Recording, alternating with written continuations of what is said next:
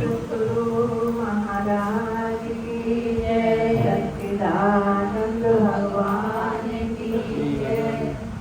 गुरु ब्रह्मा गुरु विष्णु गुरुदेवो महेश्वरा, गुरु साक्षात् परब्रह्म तस्मै श्री गुरुवे नमः, तस्मै श्री गुरुवे नमः। हरि उठे गुरु ठौर है, गुरु रूठे नहीं ठौर, तीन लोक दस खंड है, गुरु से बड़ा कोई। कर्ता करे न कर सके, गुरु करे सो होए, घट घट में जो रम रहा, से गुरु तू जान। खाली घट कोई नहीं, हर घट है भगवान, हर घट है भगवान। कबीरा ये जग आएंगे बहुत से कीने मीठ, दिल बांधा एक से, सो सोए निश्चिंत, सो सोए निश्चिंत। एक घड़ी आधी घड़ी आदि में पुण्याद, तुलसी संगत साधु की, देखो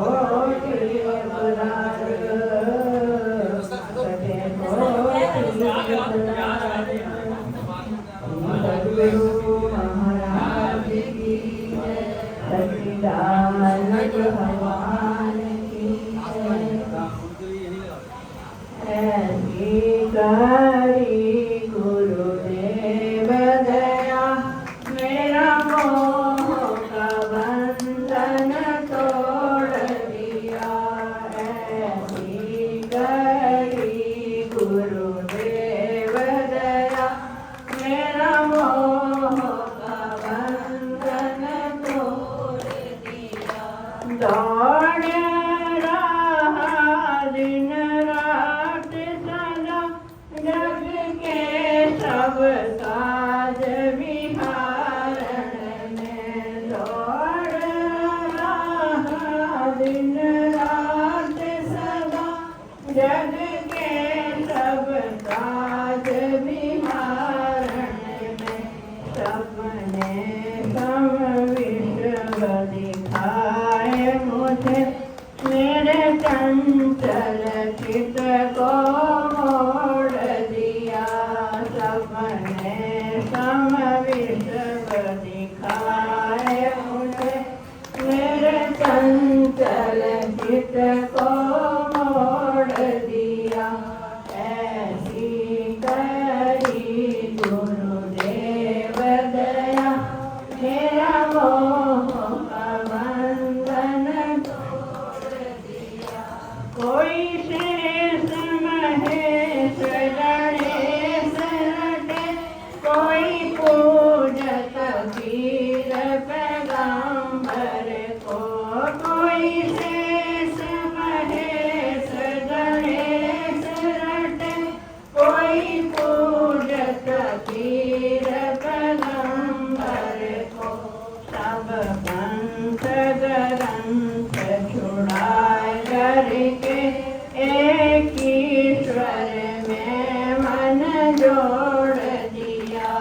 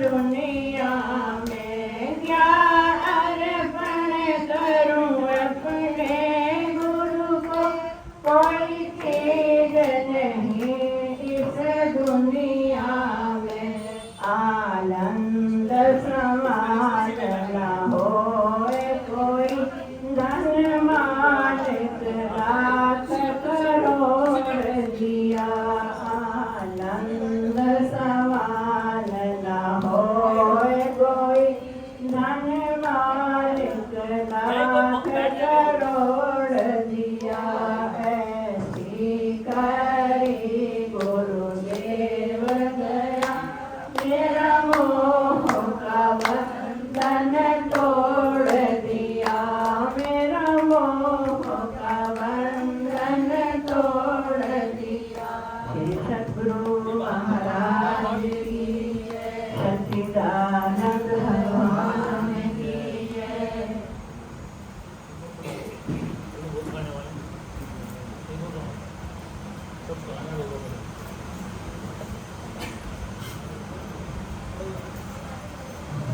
सद्गुरु महाराज की जय, सच्चिदानंद भगवान की जय।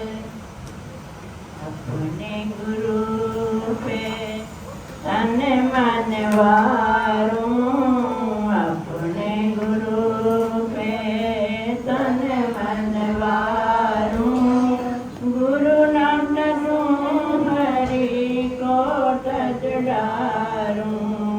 अपने गुरु पे तन मन वारूं, गुरु नाम तरूं हरि को तज डारूं।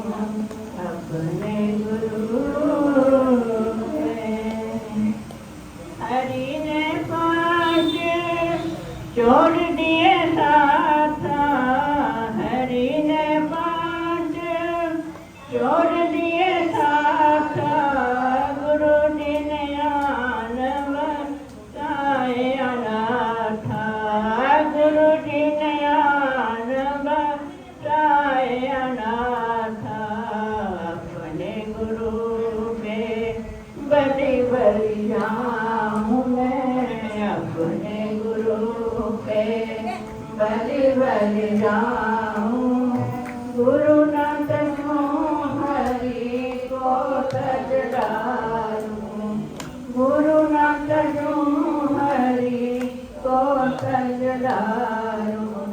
अपने गुरु पे तन मन वारूं, गुरु न तरूं हरि को तज डारूं। अपने गुरु पे हरि ने नरिक स्वर्ग उड़ाया, हरि ने नरिक स्वर्ग उड़ाया, गुरु जी ने आवागमन छुड़ाया, गुरु जी ने आवागमन छुड़ाया। अपने गुरु पे बलि बलि जाऊं, अपने गुरु पे बलि बलि जाऊं, गुरु न तरूं हरि को तज डारूं, गुरु न तरूं हरि को तज डारूं। अपने गुरु पे सद्गुरु महाराज की जय, सच्चिदानंद भगवान की जय।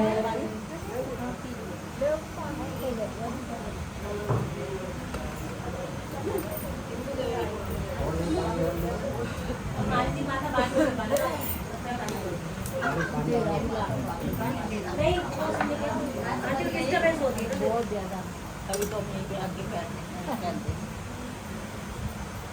थोड़ा और आगे आगे हो जाओ ना, थोड़ा और आगे हो जाओ, कोई बात नहीं, थोड़ा और आगे हो जाओ। बोल सच्चिदानंद भगवान की जय, सद्गुरुदेव महाराज की जय।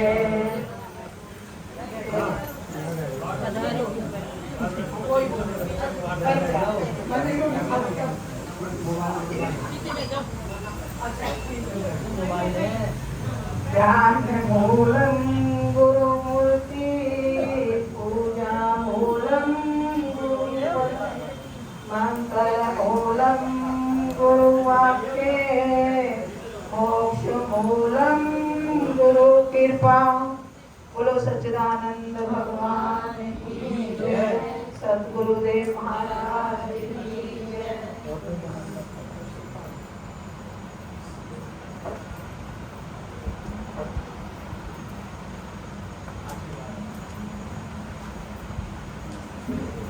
आई जग में संत तुम्हें समझाने के लिए, मिला है जो कुछ पाने के लिए। आए जग में संत तुम्हें समझाने के लिए। मिला है चोला नर तन का कुछ पाने के लिए। काम क्रोध मद लोभ अहंकार इन पांचों का बना शिकार।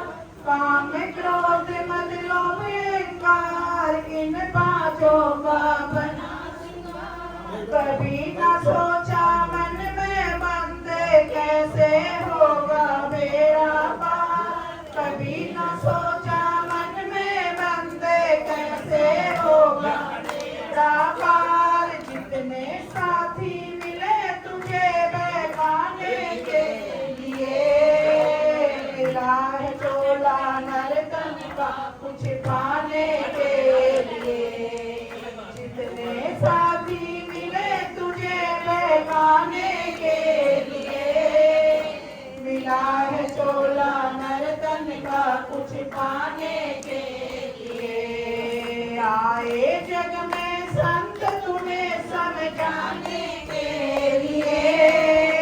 मिला है चोला नर तन का कुछ पाने के लिए। 4 दिनों की चमक चांदनी फिर अंधेरी रात है। 4 दिनों की चमक चांदनी फिर अंधेरी रात है। पानी ऊपर बुलबुला जैसे ये तेरी औकात है। पानी ऊपर बुलबुला जैसे ये तेरी औकात है। आखिर जीवन मिला तुझे मिट जाने के लिए। मिला है चोला नर तन का कुछ पाने के लिए। आखिर जीवन मिला तुझे मिट जाने के लिए। मिला है चोला नर तन का कुछ पाने के लिए। आए जग में संत तुम्हें समझाने के लिए। मिला है चोला नर तन का कुछ पाने के लिए। हीरे जैसा जन्म अमोलक बिना ज्ञान जो जाएगा। हीरे जैसा जन्म अमोलक बिना ज्ञान जो जाएगा। गया वक्त फिर हाथ न आए रो रो के पछताएगा। गया वक्त फिर हाथ न आए रो रो के पछताएगा। प्रेमी जीवन मिला तुझे प्रभु पाने के लिए। मिला है चोला नर तन का कुछ पाने के लिए। प्रेमी जीवन मिला तुझे प्रभु पाने के लिए। मिला है चोला नर तन का कुछ पाने के लिए। आए जग में संत तुम्हें समझाने के लिए।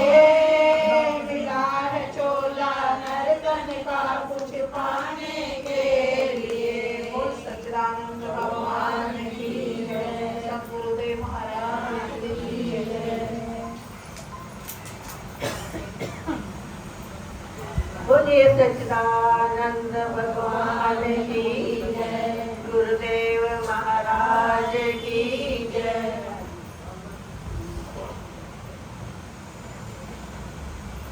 आए जब से हम सतगुरु तुम्हारे हो गए। मिल गई खुशियाँ सहारे हो गए।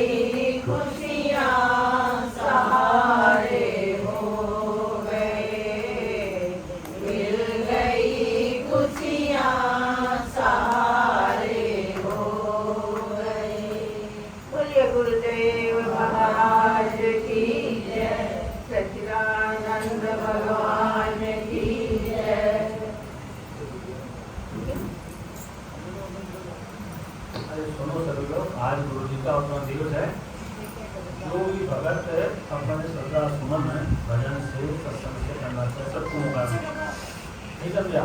साल एक दिन तो आता है, भजन गा लो, जो 5 मिनट 10 मिनट के बारे में बता दो, सबको सत्संग तो रोजाना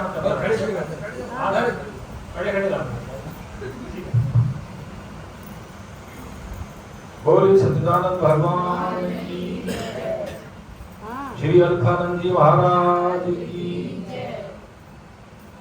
ज्ञान मूलम गुरु मूर्ति पूजा मूलम गुरु पदम मंत्र मूलम गुरु वाक्यम मोक्ष मूलम गुरु कृपा।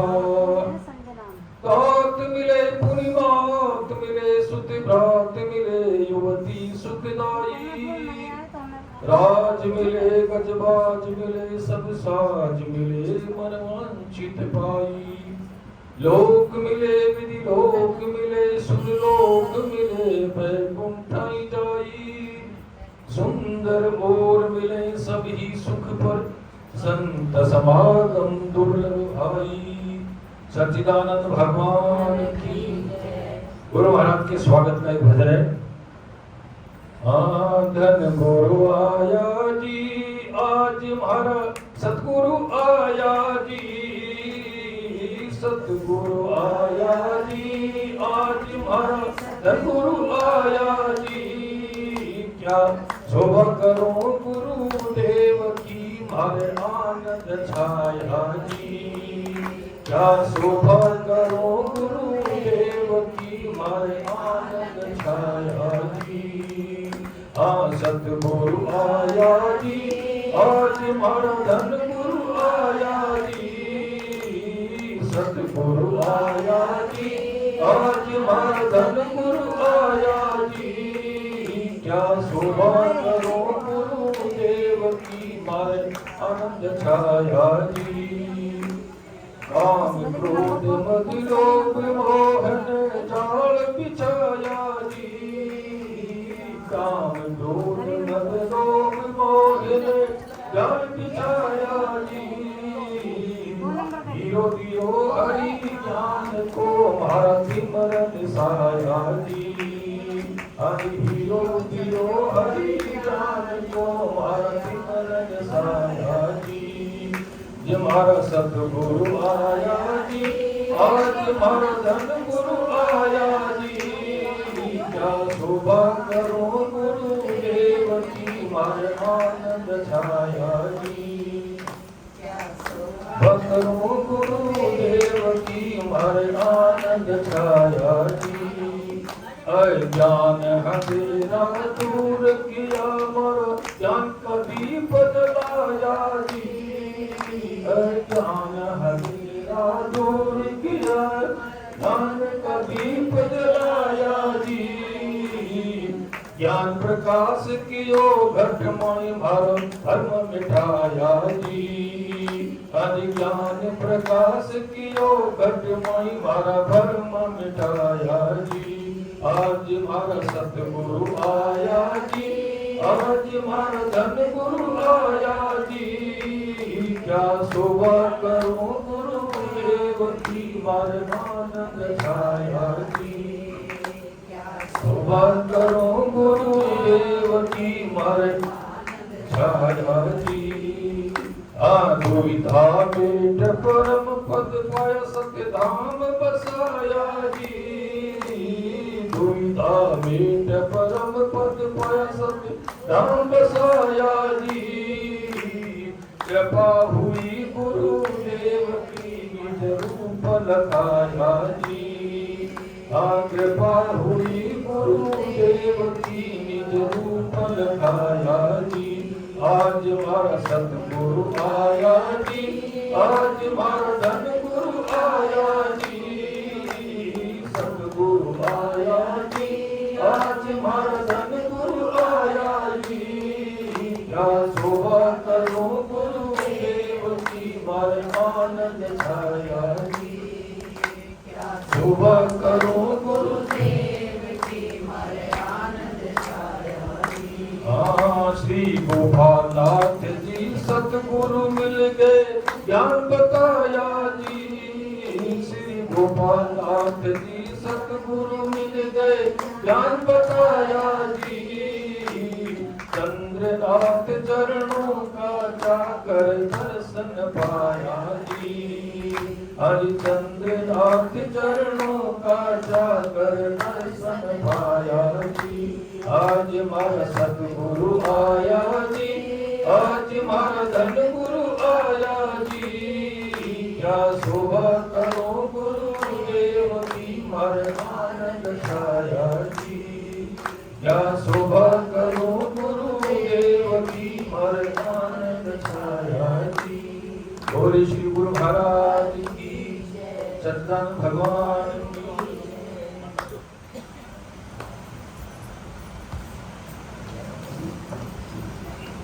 सच्चिदानंद भगवान की जय। बोल श्री सद्गुरुदेव महाराज की जय। आनंद ही आनंद बरस रहा बलिहारी ऐसे सतगुरु की। आनंद ही आनंद बरस रहा बलिहारी ऐसे सतगुरु की। बलिहारी ऐसे सतगुरु की। बलिहारी ऐसे सतगुरु की। आनंद ही आनंद बरस रहा बलिहारी ऐसे सतगुरु की।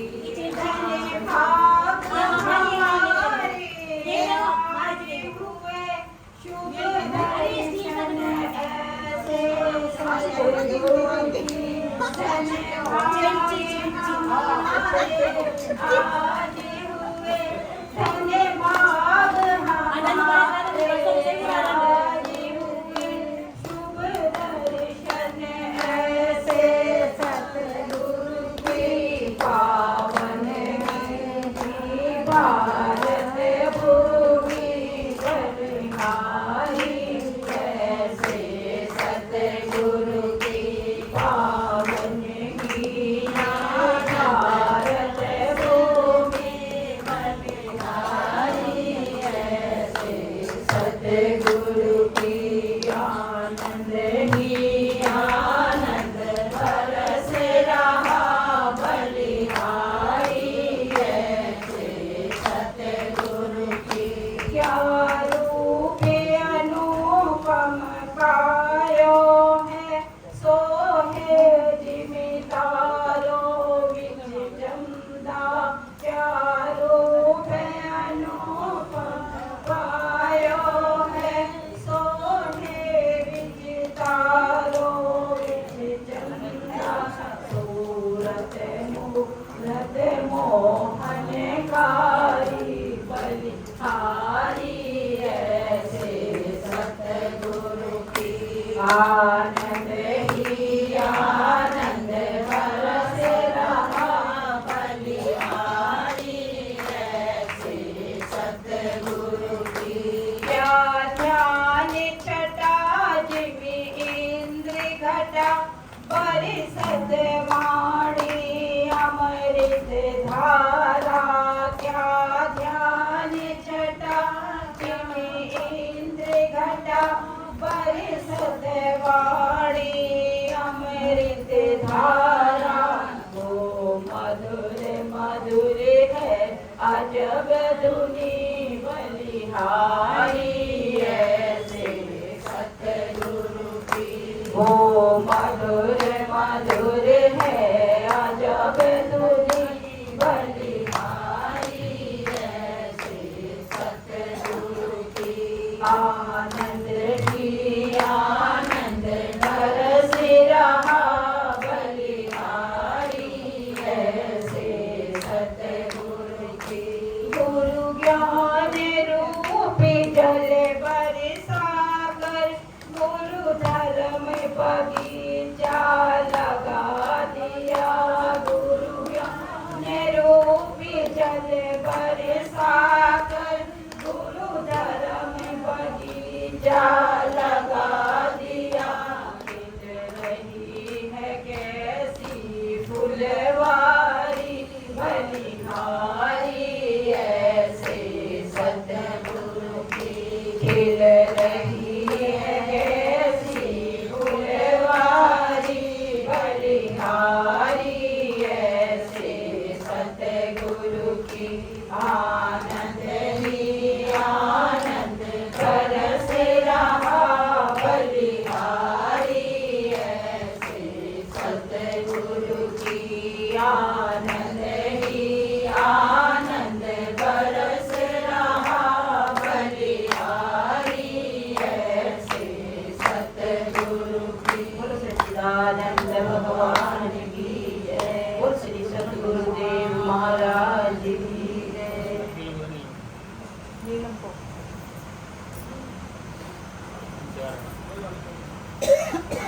बोल सतगुरुदेव भगवान की जय सच्चिदानंद भगवान की जय गुरु ब्रह्मा गुरु विष्णु गुरुदेव महेश्वरा गुरु साक्षात परब्रह्म तस्मै श्री गुरुवे नमः तस्मै श्री गुरुवे नमः बोल सतगुरुदेव भगवान की जय सच्चिदानंद भगवान की जय गुरु की महिमा अपरंपार गुरु की महिमा अपरंपार गुरु की महिमा अपरंपार गुरु शरण में जाकर बंदे गुरु शरण में जाकर बंदे देख लो एक बार गुरु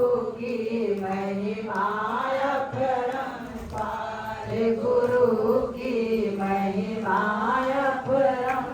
अपरंपार बिन गुरु ज्ञान नहीं मिलता है बिन गुरु ज्ञान नहीं मिलता है ज्ञान का द्वार नहीं खुलता है ज्ञान का द्वार नहीं खुलता है जीवन सार नहीं मिलता है जीवन सार नहीं मिलता रे पशु सदा आधार गुरु की महिमा अपरंपार गुरु की महिमा अपरंपार गुरु की महिमा अजब निराली गुरु की महिमा अजब निराली सूखी डाली फिर हरियाली सूखी डाली फिर हरियाली गुरु के वचन जाए ना खाली गुरु के वचन जाए ना खाली मिथ्या है संसार गुरु की महिमा अपरंपार गुरु की महिमा अपरंपार गुरु का सुमिरन कर ले बंदे गुरु का सुमिरन कर ले बंदे छूट जाए सब काल धंधे छूट जाए सब काल धंधे तेरा हो जाए बेड़ा पार गुरु की महिमा अपरंपार तेरा हो जाए बेड़ा पार गुरु की महिमा अपरंपार गुरु की महिमा अपरंपार अरे गुरु शरण में जाकर बंदे गुरु शरण में जाकर बंदे देख ले एक बार गुरु की महिमा अपरंपार गुरु की महिमा अपरंपार बोल सतगुरुदेव भगवान की जय सच्चिदानंद भगवान की जय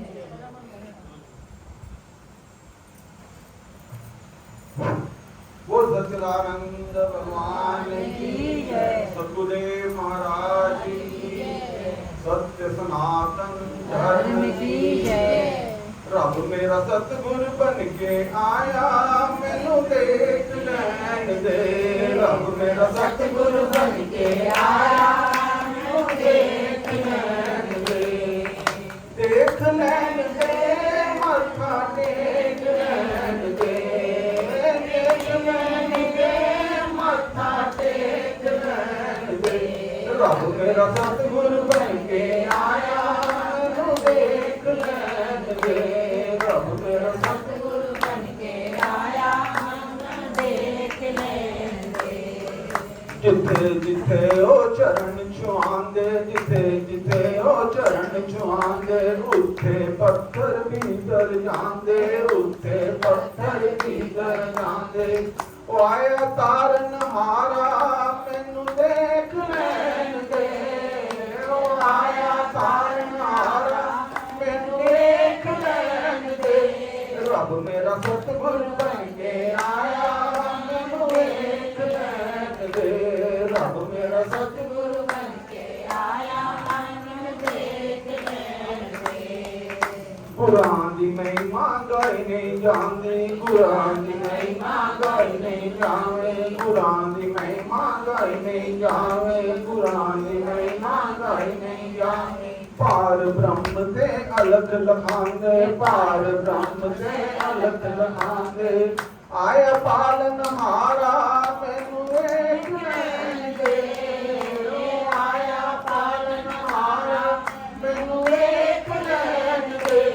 रब मेरा सतगुर बन के आया मैनू देख लैन दे। रब मेरा सतगुर बन के आया हम देख लेंगे। कुरान दी सूरत रब दी मूरत। कुरान दी सूरत रब दी मूरत। कर दे सब दी मुरादां पूरन। कर दे सुहाने मुरादां पूरन। ओए ना सोना रूप रब दा देख लैन दे। ओए ना सोना रूप रब दा देख लैन दे। रब मेरा सतगुर बन के आया मैनू देख लैन दे। रब मेरा सतगुरु बन के आया हम देख लेंगे। मैं तेरा तू मेरा प्यारे। मैं तेरा तू मेरा प्यारे। ऐसी काहो प्रीत सिखांदे। ऐसी काहो प्रीत सिखांदे। एक प्रीत है बड़ी कमाल मैनू देख लैन दे। एक प्रीत है बड़ी कमाल मैनू देख लैन दे। रब मेरा सतगुर बन के आया मैनू देख लैन दे। रब मेरा सतगुर बन के आया मैनू देख लैन दे। देख लैन दे मत्था टेक लैन दे। देख लैन दे मत्था टेक लैन दे। रब मेरा सतगुर बन के आया मैनू देख लैन दे। रब मेरा सतगुर बन के आया मैनू देख लैन दे। बोल सच्चिदानंद भगवान की जय। बोल सतगुरुदेव भगवान की जय। बोल सांची दरबार की जय। लागी लगन मति तोड़ना प्यारे। लागी लगन मत तोड़ना गुरु जी मेरी। लागी लगन मत तोड़ना गुरु जी मेरी। लागी लगन मत तोड़ना। लागी लगन मत तोड़ना प्रभु। लागी लगन मत तोड़ना प्रभु जी मेरी। लागी लगन मत तोड़ना गुरु जी मेरी। लागी लगन मत तोड़ना। खेती बुआई मैंने तेरे नाम की। खेती बुआई मैंने तेरे नाम की। मेरे भरोसे मत छोड़ना प्रभु। मेरे भरोसे मत छोड़ना गुरु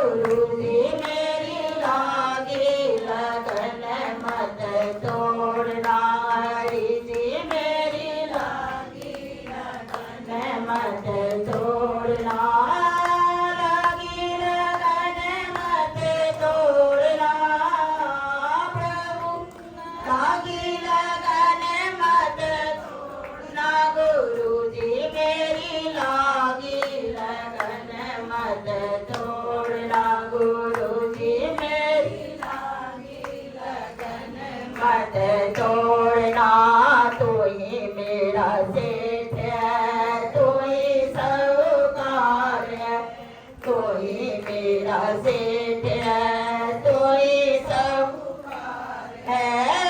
ब्याज पे ब्याज मत जोड़ना प्रभु, ब्याज पे ब्याज मत जोड़ना गुरु जी मेरी लागी लगन मत ना प्रभु जी मेरी लागे लगन मत ना लागी लगन मत तोड़ना करे लागी लगन मत तोड़ना गुरु जी मेरी लागी लगन मत तोड़ना।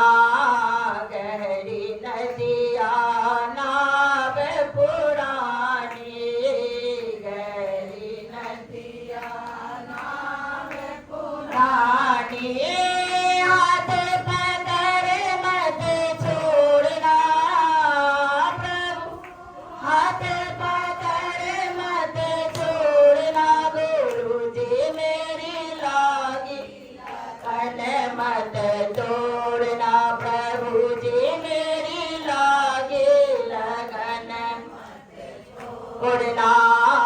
दासी की अरज सुन ले जो, दासी की अरज सुन ले जो, पीछे भंवर मत छोड़ना गुरु, पीछे भंवर मत छोड़ना प्रभु जी मेरी लागे लगन मत ना गुरु जी मेरी लागे लगन मत ना लागी लगन मत छोड़ना प्रभु, लागी लगन मत तोड़ना प्रभु जी मेरी लागी लगन मत तोड़ना।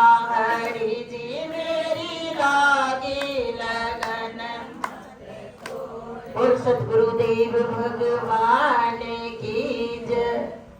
सीढ़ी जी साहब वहाँ, सीढ़ी साहब वहाँ मुँह से बोलेंगे ना। बंद करते हो माइक।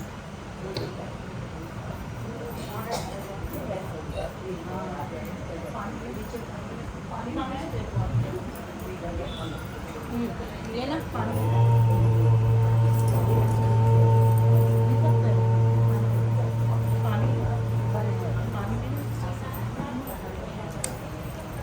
ओम शर्वेदांत सिद्धांत गोचरम समगोचरम गोविंदम परमानंदम शरणं प्रणेय। ओम सहनावतु सहनो भुनक्तु सह वीर्यं कर्वावहै तेजस्विनावधीतमस्तु मा विद्विषावहै। तुम में साथ सब लोग संगीत बोलेंगे। जय सतगुरु दीन दयाल हरे, जय सतगुरु दीन दयाल हरे, जिनने भव सागर पार करे, जिनने भव सागर पार करे।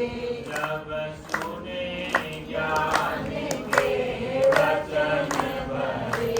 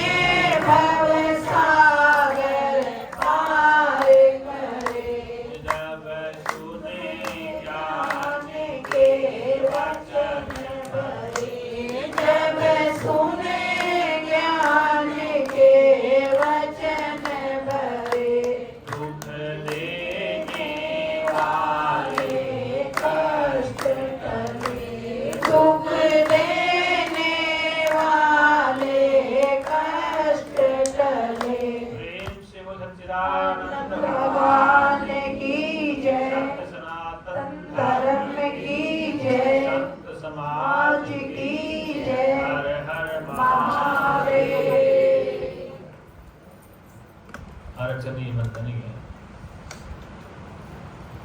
उस जगत नियंता परम पिता परमात्मा के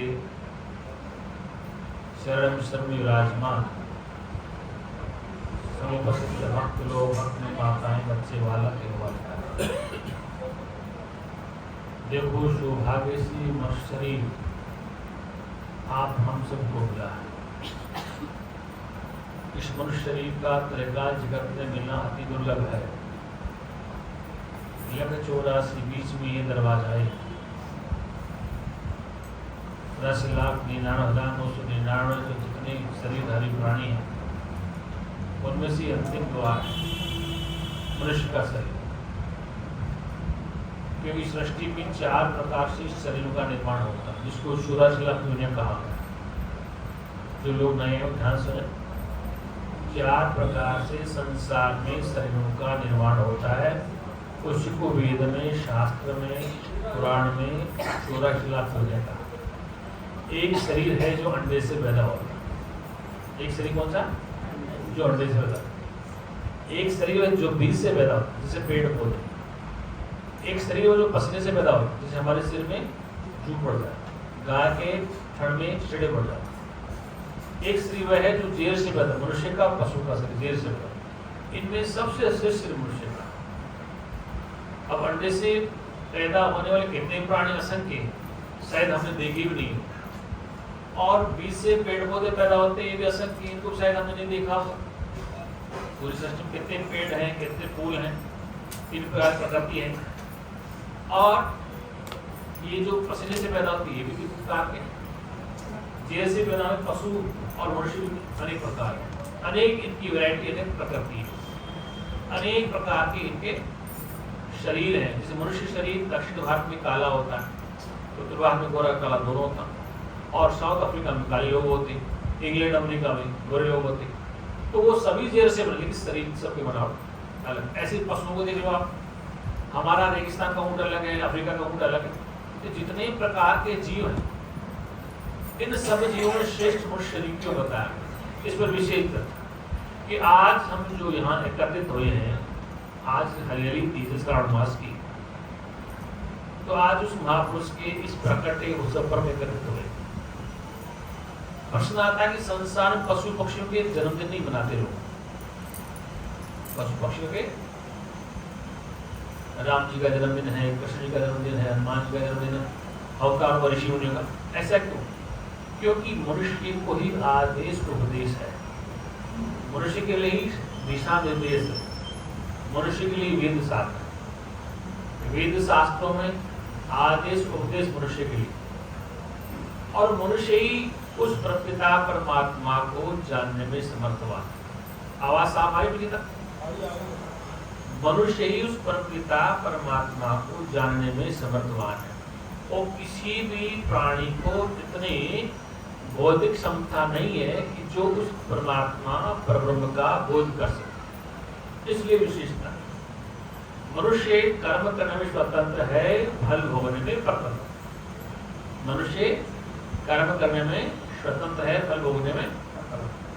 और मनुष्य जैसे हंसता है ऐसे कोई पशु पक्षी नहीं हंसता। दूसरी बात कि ईश्वर अपनी फांसी नहीं लगा सकता। बोले कहा कि ईश्वर है अपनी फांसी नहीं लगा सकता, लेकिन मनुष्य अपनी फांसी लगा सकता। ये आजादी है।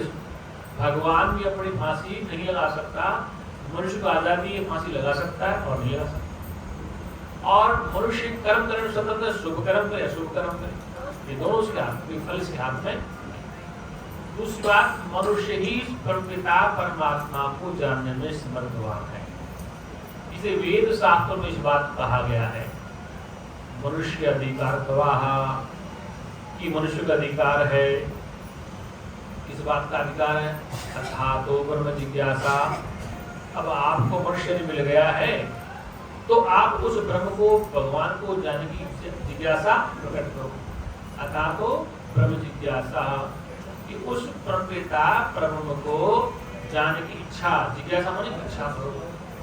अर्थात तो भक्ति जिज्ञासा, और भक्ति की जिज्ञासा में ऋषि करता है। अर्थात तो धर्म जिज्ञासा, जितनी जिज्ञासा मनुष्य के लिए, धर्म की जिज्ञासा, भक्ति की जिज्ञासा ईश्वर को, ब्रह्म को जानने की जिज्ञासा। और किसी भी योनि को अधिकार प्राप्त है, केवल मनुष्य के पास अधिकार, इसलिए इस मनुष्य का जन्म अति दुर्लभ होता है। और जो जन्म मिला इसके लिए शास्त्र प्रमाण है कि पिछले शुभ कर्मों का परिणाम है ईश्वर की कृपा है। क्या है? पूर्व जन्मों का शुभ कर्म और ईश्वर का अनुग्रह से मनुष्य मिला है। मनुष्य मिला, लेकिन इस मनुष्यता नहीं है। प्रेम, करुणा, दया, प्रोग्रा, स्नेह, मिलनसार ये गुण नहीं है तो मानव करने का अधिकारी नहीं। तो पहले मनुष्य, फिर मुमुक्षुता, जिज्ञासा, अर्थात ईश्वर को, भगवान को, परमात्मा को, आत्मा को, चेतन स्वरूप को जानने की जिज्ञासा मनुष्य में होनी चाहिए। अब उसमें जिज्ञासा तो है, वो ईश्वर को समझना चाहता है, परम को बोध करना चाहता है, भगवान को जानना चाहता है, नहीं कोई बताने वाला मिले। इसलिए श्रोत्रिय ब्रह्मनिष्ठ गुरु का मिलना भी अति दुर्लभ है। क्या है? वे जिज्ञासु हैं जो अज्ञानता भटक जाते हैं, उनको तो ब्रह्मवेत्ता, तत्वेता गुरु नहीं मिलता है तो वो अपने सद्मार्ग पर नहीं चल पाते और सत्य का बोध नहीं कर पाते, इसलिए वो भटक जाते हैं। तो यहाँ पर शंकराचार्य भगवान कहते हैं अपने शास्त्र में, क्या कहते हैं? मनुष्यत्व मोक्षत्व महापुरुष संश्रय, मनुष्य का शरीर और उस मनुष्य में परमात्मा को जानने की जिज्ञासा, और फिर उस जिज्ञासा को शांत करने के लिए कोई ब्रह्मवेत्ता, ब्रह्मज्ञानी संत मिल जाए गुरु के रूप, तो उसका जीवन धन्य हो जाता है। आज आप हम सब उसी महापुरुष के इस अवतरण दिवस कथित हुए हैं, उनकी सानिध्य में रहकर जैसे एक कोरा कागज होता, उसमें कुछ भी नहीं लिखा, मूर्तिकार उसमें मूर्ति बना सकता, कुछ बना, ऐसे गुरु के पास शिष्य बिल्कुल कोरे कागज की तरह जाता है। क्या जाता है? कुछ भरे भी जाते हैं, तो उनको जैसे लिखना है तो पहले उस भरे को खाली करना पड़े। जैसे मोबाइल की वीवो भर गई तो उसको डिलीट मारना पड़ेगा, तो जिसमें दूसरा मैसेज नहीं है। ऐसे यदि आपने कुछ गड़बड़ सुन रखा है तो उसको हटाना पड़ेगा, तब गुरु उसमें कोई नई चीज डाले। जैसे गिलास ये पानी का है, अगर ये फूल भरा है तो उसमें पानी डाले जाओ, वो बाहर निकलता रहेगा। ये पहले जो सुना है उल्टा उल्टा सुना, उसको खाली करो या बिल्कुल खाली जाओ। खाली गिलास में जल या दूध भर दिया जाएगा, और यदि खाली नहीं है, भरा हुआ है शंकाओं से, उल्टे पुल्टे विचारों से, तो उसमें गुरु से कितना ज्ञान उड़े दे, वो बाहर निकलता चला जाएगा। ऑलरेडी पानी भरा है तो फिर पानी डाले जाओ तो वो पानी बेकार।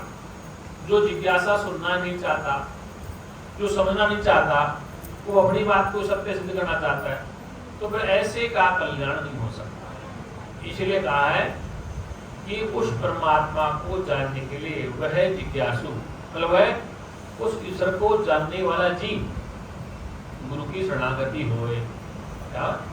गुरु के सानिध्य में जावे, क्योंकि अगर गुरु का सानिध्य नहीं मिलेगा तो उसको अपने परम लक्ष्य का बोध नहीं होगा। इसलिए श्रीमद् भागवत महापुराण में इस बात को कहा वेदव्यास जी ने कि गुरु शरणम गुरु शरणम गुरु शरणम गुरु शरणम गुरु शरणम गुरु शरणम गुरु शरणम गुरु शरणम हरि शरणम हरि शरणम हरि शरणम हरि शरणम हरि शरणम हरि शरणम हरि शरणम हरि शरणम गुरु शरणम गुरु शरणम गुरु शरणम गुरु शरणम। गुरु की शरणागति। अब प्रश्न आता है कि गुरु किसको बनाए? गुरु लोगों को तो बाढ़ डाल दी, किसको गुरु बनाया जाए?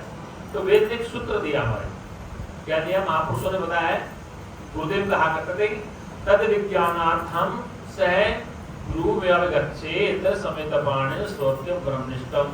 ये वेद का मंत्र। तद विज्ञानार्थम, उस विज्ञानसु परमात्मा का बोध करने के लिए शह वह जीवात्मा जो जिज्ञासु है, समर्पण भाव से, मतलब अहंकार नहीं, धन का, पद का, रूप का, यौवन का, कुल का, वन का, कैसा भी अहंकार नहीं, समर्पण भाव से जाता। कैसा है? बिल्कुल सरेंडर होके जाता। तो फिर उस गुरु के पास जाए, किससे? श्रोत्यम ब्रह्मनिष्ठम, कि जो वेद शास्त्रों को समझता है और समझाने में समर्थवान है, उस गुरु की शरणागति करना चाहिए। श्रोत्रम ब्रह्मनिष्ठम, जो उपनिषदों को पढ़ता है, समझता है, ब्रह्म की चर्चा करता है और ब्रह्मनिष्ठा रखता है, ऐसे महापुरुष की शरणागति होना चाहिए। और नहीं तो फिर रास्ता भटक जाएंगे। क्या? फिर रास्ता भटकने से आपका जो परम लक्ष्य है वो प्राप्त नहीं होगा, क्योंकि उस प्राप्ति की प्राप्ति करना जीवन का लक्ष्य है। प्राप्ति की प्राप्ति, जो प्राप्त तो तुम्हारे पास था लेकिन पता नहीं था, जो वस्तु तुम्हारे पास थी लेकिन बोध नहीं था। उदाहरण के लिए जैसे मेरा मोबाइल एक दिन खो गया, मेरा मोबाइल खो गया तो मैं टेबल पे देखता हूँ, कभी कार पे देखता हूँ, कभी बिस्तर पे देखता हूँ, कभी कुर्सी पे देखता हूँ, मोबाइल नहीं मिल रहा। और जहाँ जाना था वहाँ विलम्ब हो रहा था, जहाँ जाना था वहाँ विलम्ब हो रहा था और मोबाइल साइलेंट था। क्या था?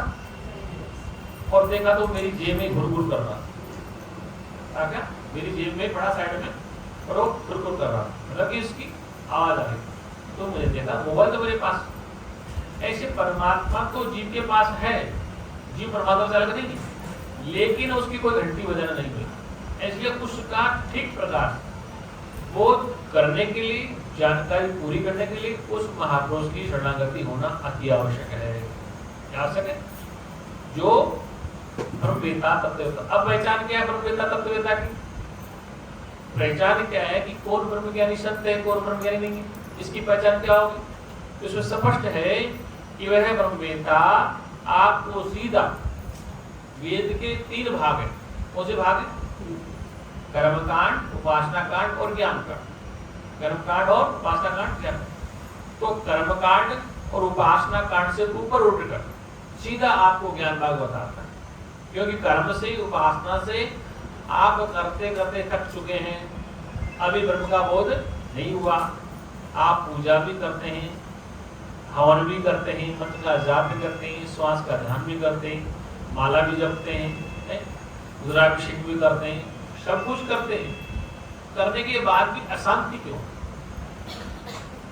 मंदिर में जाते हैं, शिव चालीसा पढ़ते हैं, हनुमान चालीसा पढ़ते हैं, दुर्गा सप्तशती पढ़ते हैं, पता नहीं क्या क्या पढ़ते हैं, सुंदरकांड करते हैं, अखंड पाठ करते हैं, सब करते हैं, फिर भी जीव अशांति क्यों?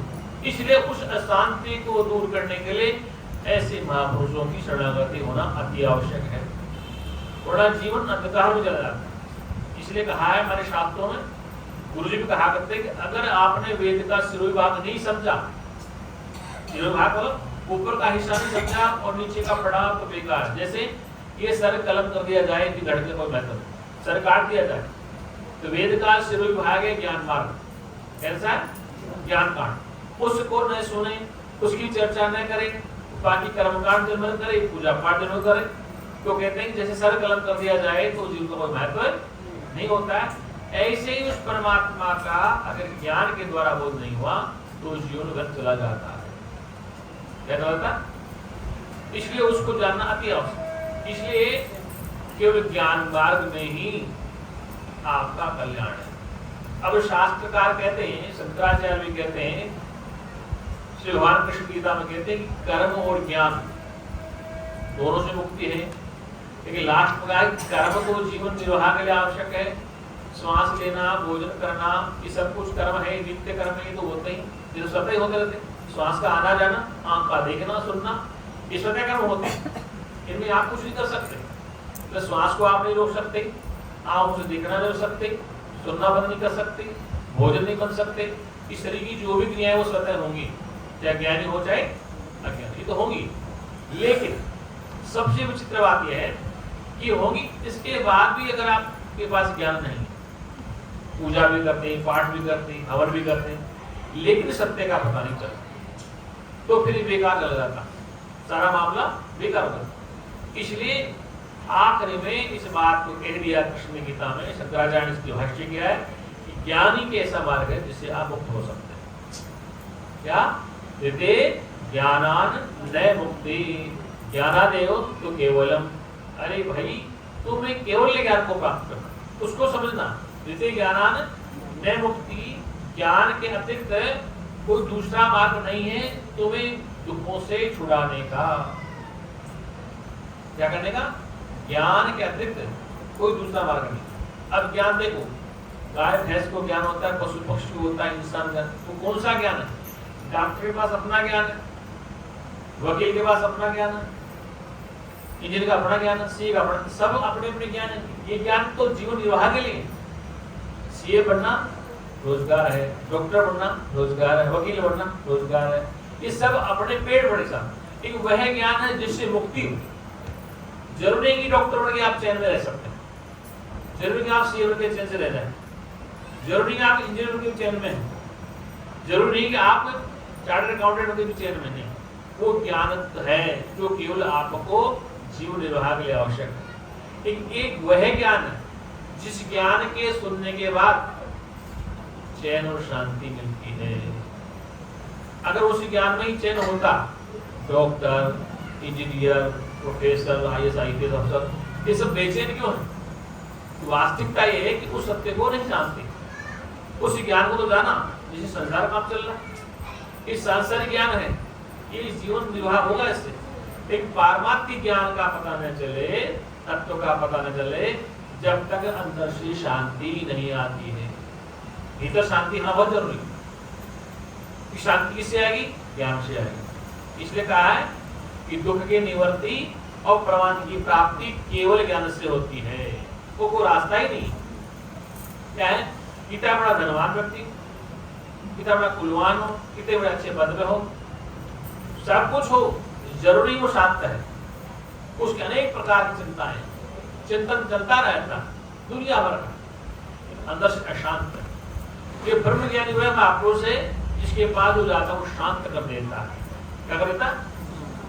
जीव को शांत कर देता है, और कोई रास्ता नहीं।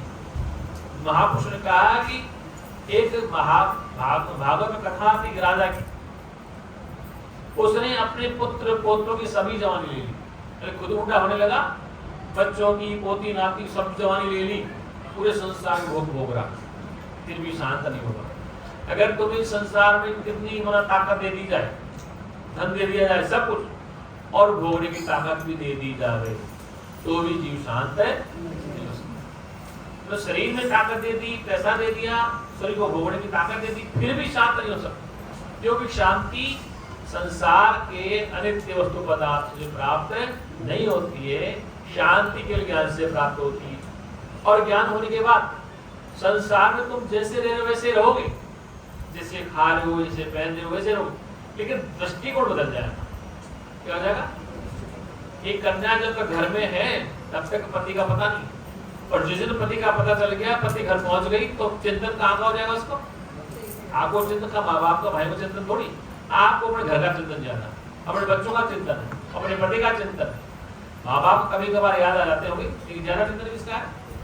बताओ। अपने पति का, अपने बच्चों का, अपने नाती पोतों का, उधर नहीं ध्यान, जहाँ से पैदा हो गया। माँ बाप ने पढ़ाया लिखा इतना बड़ा कर दिया, तो चिंतन ज्यादा किसका है? अपने घर को जिसने आपने स्वीकार कर लिया, उसका चिंतन।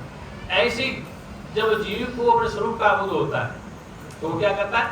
परमात्मा का चिंतन करता है, परमात्मा का विचार करता है कि मैं कौन हूँ, इस संसार में क्यों आया, मेरे आने का उद्देश्य क्या है? क्या संसार के अनित्य वस्तु पदार्थों को संग्रह करना जीवन का उद्देश्य है?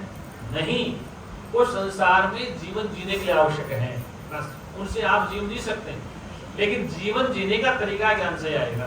किससे आएगा? तो ज्ञानी हर हाल में, परिस्थिति अनुकूल हो, परिस्थिति प्रतिकूल हो, अनुकूल प्रतिकूल परिस्थितियां सबके सामने, अवतारों के सामने, राम के सामने नहीं। राम को वनवास हुआ तो शांति पूर्वक चले गए, लेकिन जब सीता का किडनैप हुआ तो बड़े दुखी हो गए, उल्टी परिस्थिति आ गई। और जब राम वापस आए, रावण को मार के अयोध्या पहुंचे, तो फिर अशांति आ गई, लोगों ने कुछ कह दिया, उसको ब्रिगेड निकालना पड़ा। ऐसे कृष्ण का जीवन, ऐसे बुद्ध का, महापुरुषों के जीवन भी संघर्ष से भरे पड़े, लेकिन वो प्रसन्नचित्त क्यों रहते हैं? क्योंकि उनको संसार के वास्तविक रहस्य का पता, इसलिए वो सब कुछ करते हुए प्रसन्नचित्त क्यों रहते थे? क्योंकि वो वास्तविकता जान चुके। कृष्ण कहते हैं कि सब कुछ मेरी तरफ से पहले ही भरे पड़े हैं, तो किसको मारते अहंकार कर? जितने नाम रूप के शरीर हैं, ये अपनी उत्पत्ति से पहले नहीं थे अर्जुन, और अब बन के दिख रहे हैं और बाद में नहीं रहेंगे। जैसे मिट्टी से बने खिलौने पहले नहीं थे, बाद में बने हैं और फिर ये मिट्टी में मिल जाएंगे, आखिर मिट्टी रहेगी। लेकिन जो मिट्टी का सकोरा सुराई दीपक जो बन बन के दिख रहा है उसको सत्य मान। ऐसे शरीर जो है ये हमें बन बन के प्रतीत हो रहे हैं। क्या है कि मैं शरीर वाला और मेरा चाचा, मेरा ताऊ, मेरा पति, मेरे पति, ये मैं और मैं के आसपास का जो आपने घेरा बना लिया है, क्या कर लिया? मैं शरीर एक घेरा बन गया। मैं शरीर में स्त्री हूँ पहला, फिर मैं पुरुष हूँ, फिर मैं किसी का पिता हूँ, किसी का मैं पति हूँ, फिर मेरा कोई पति है, मैं किसी की पत्नी हूँ, फिर मेरा कोई चाचा है, फिर मेरी बुआ है। ये सब रिश्ते नाते क्या है? मैं के आसपास का जो घेरा, मैं के आसपास का जो घेरा वही तुम्हें दुख देता है। बताओ जितने लोग बैठे हैं यहाँ पर, मैं किसको घर में दुख देने जाता हूँ? तुम्हें दुख कौन देता? मैं तो नहीं देता। तो तुम मेरे पास सत्संग सुनने आते हो, गुरु जी सुनते आ रहे हो, 20-25 साल से मैं सुन रहा हूँ, मैं तुम्हें दुख देता हूँ? तुम्हें कौन दे रहा है? जो मैं के आसपास का घेरा, तुम्हारे बेटी, तुम्हारे दामाद, तुम्हारे बहू, तुम्हारा नाती पोता, तुम्हारे चाचा ताऊ समझी, ये तो दे रहे तुम, या मैं दे रहा हूँ? तो कौन दे रहा? तो भगवान भी दे रहा। वो आपके आसपास के बने वही दुख देते हैं और उनसे तुम सुख मिल जाता। बहू अच्छी आ गई तो सुख दे रही, अब बहू खराब है तो दुख दे रही। क्या पुत्र अच्छा है आगे का है तो सुख मिल रहा है, अब पुत्र आगे तो दुख मिल रहा है। तो दुख गुरु ने नहीं दिया। आपके जो मैं के आसपास की खरपतवार में पैदा होगी, क्या होगी?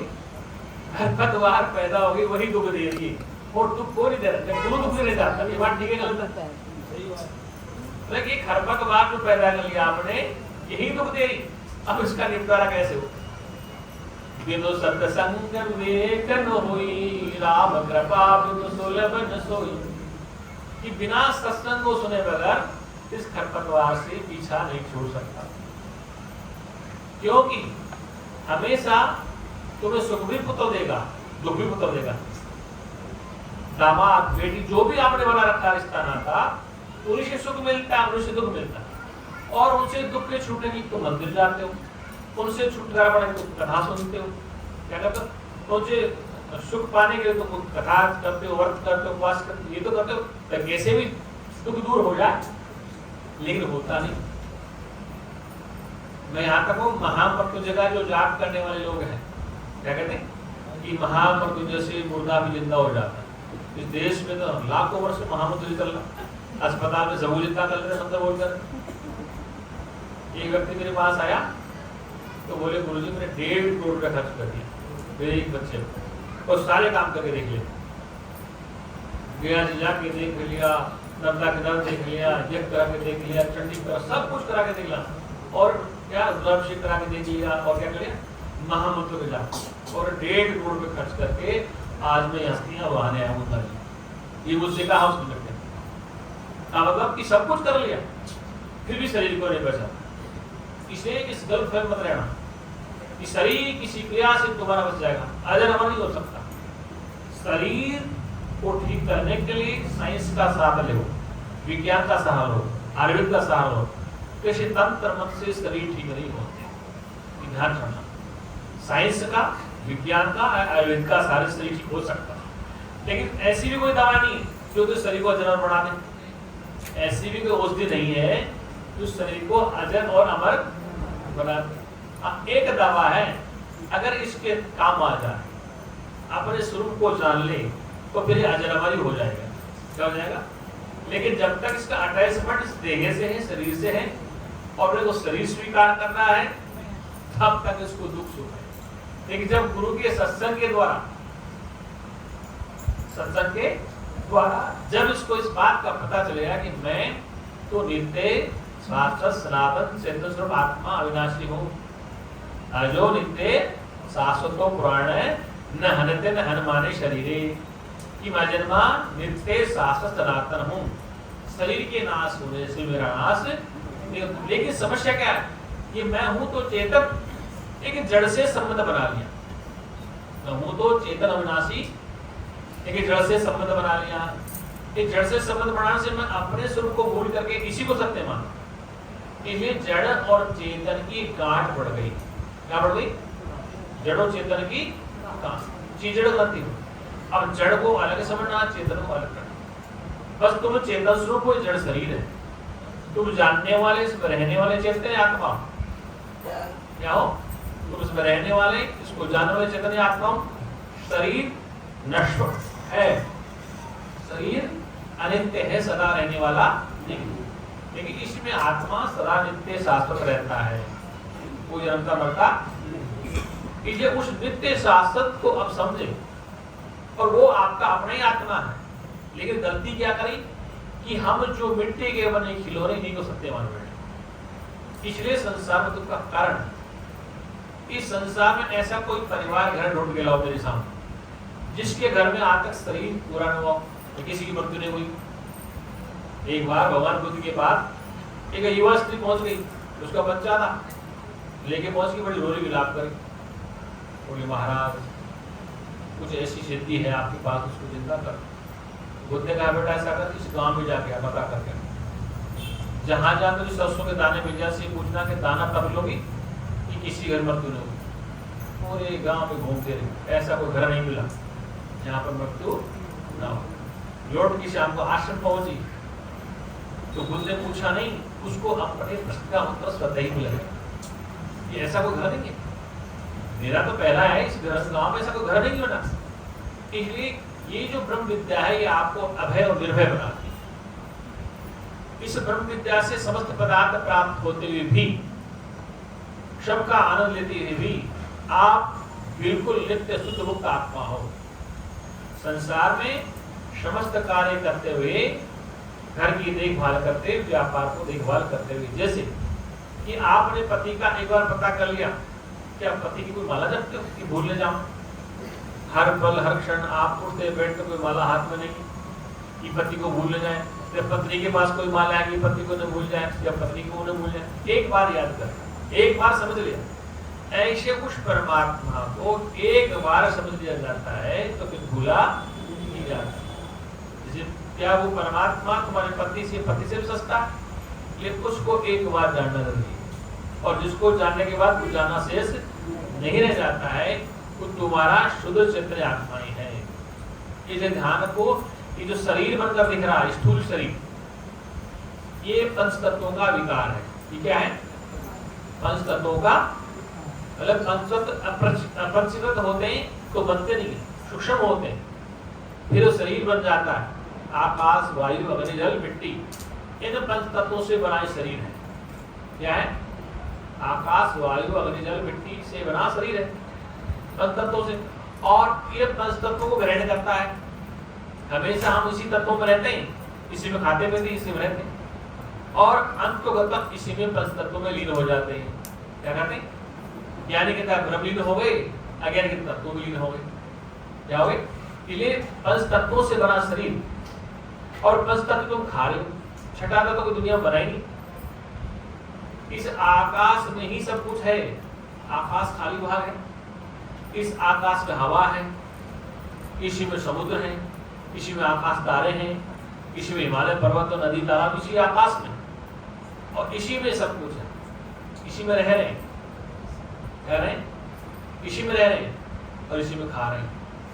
तो दिक्कत कहाँ थी कि जब हम अपने आकाश स्वरूप को, मतलब महाकाश चिदाकाश को, चेतन को नहीं समझ पाते, तब दुखी होते। क्योंकि एक चेतन सामान्य चेतन है, एक विशेष चेतन। विशेष चेतन जिसको शास्त्रों में चिदाकाश जीव कहा गया, तो जीव ही सुखी दुखी होता है। क्यों होता है? क्योंकि इस जीव को अपने पूर्ण परमात्मा का बोध न होने से कि अपने को शरीर वाला मानता है, किसी का पिता समझता है, किसका भाई समझता है, किसका पति समझता है, ये मान लेता है। और मानकर वो जब आपसे छूटते हैं या आप उनसे छूटते तो दुख का कारण बनता है। तो दुख का कारण क्या? कि हम मूल को तो भूल गए, मूल हमारा था उसको तो भूल गए। आदत बुरी सुधार लो बस हो गया भजन। कबीर क्या आदत क्या थी कि जो वास्तव मूल स्वरूप था उसको तो भूल गए, और संसार में आकर इन्हीं को सत्य मान लिया, और इन्हीं से सुख ढूंढ रहे हो। अब सुख कैसे मिले? इनसे मिलता सुख कम समय का मिलता, थोड़े समय में, सदा रहने वाला नहीं मिलता। तुम अपने पति को कितना ही हलवा खिलाओ, बादाम खिलाओ, क्या बुढ़ा नहीं होगा? होगा नहीं होगा? पति तुम्हें खूब खिलाएगा बड़ी हलवा, तो क्या तुम बूढ़ी नहीं होगी? होगी, प्रकृति का नियम है। इसलिए ध्यान रखो, जिसके जानने से भी तुम कभी वृद्ध नहीं होगे, लेकिन मरोगे, उसको जानना अति आवश्यक है। उसको जानना अति आवश्यक है। इसलिए तुलसीदास की रामायण कहती है कि बिनु सत्संग विवेक न होई, राम कृपा बिनु सुलभ न सोई। इस सत्संग को सुने बगैर विवेक नहीं हो सकता। विवेक का मतलब समझ, समझ का मतलब कि सत्य क्या है, असत्य क्या है, नाशवान क्या है, अविनाशी क्या है, ये विवेक। होश में जीना, क्या जीना? होश में जीना। अब संसार की वस्तु पदार्थों से जीव अपेक्षाएं बहुत होती हैं, तो संसार की वस्तु पदार्थ को चाहिए, जीव को चाहिए संसार के वस्तु पदार्थ, और जीव का मूल स्वरूप क्या है? परमात्मा से मिलना। ये संसार में रहते हुए भी इस जीव को अपने परमात्मा का ज्ञान हो जाए। उसको ज्ञान करने के लिए क्या है? बहु काल करो सत्संग करो, कि बहुत काल तक सत्संग श्रवण करो। बिना श्रवण किए चैन मिलने वाला नहीं। और सत्संग क्या? कि गाना बजना सत्संग नहीं, सत्य संग, सत्य के संग जुड़ जाओ, सत्य और तुम एक हो जाओ, सत्य तुमसे अलग न रहे, तुम सत्य से अलग न रहो, उसका नाम है सत्संग। सत्य संग माने सत्य के संग जुड़ना, सत्य तुमसे अलग नहीं है, तुम सत्य से अलग, ऐसा ज्ञान हो जाए तो फिर सत्संग ही बन गए। मतलब सत्संग में जाना, ढोलक बजाना, छेने करना ना, सत्संग नहीं है। जब तक सत्य को समझो नहीं, जब तक सत्य को स्वीकार नहीं करो और सत्य से एकीकरण नहीं करो, तब तक सत्संगी तुम नहीं हो। बात समझ में आ रही? जब तक तुम सत्य को स्वीकार न करो, सत्य किसे कहते हैं? जिसका तिनका भी नाश नहीं होता है, वो सत्य है। और तुम उससे जुड़ के एकीकार हो गए, तुम भी वही हो गए, अरे तुम ही वही, तो फिर तुम्हें दुख नहीं होगा। ये सत्संग का उस सत्य से संग, संग माने उसके साथ रहना, उससे अलग नहीं मानना। और हम क्या कर, असत्य के साथ बैठे, नस्ल के साथ बैठे, सबसे अलग हट गए और नस्ल को स्वीकार। शरीर सत्य नहीं है, दिखता तो है लेकिन ढूंढो मिलता।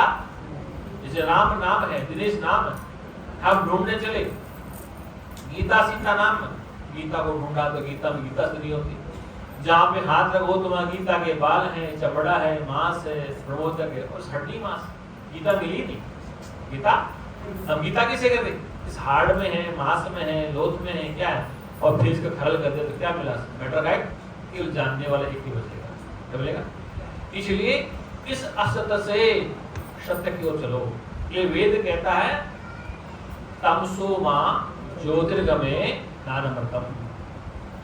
तब माने अंधकार से उठो और उस चेतन से परमात्मा का बोध करो। फायदा क्या होगा?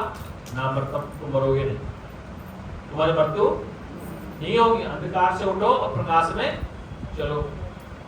प्रकाश में चलने का तात्पर्य कि अंधकार मानी अज्ञानता को दूर हटाओ और ज्ञान में आरूढ़ हो जाओ।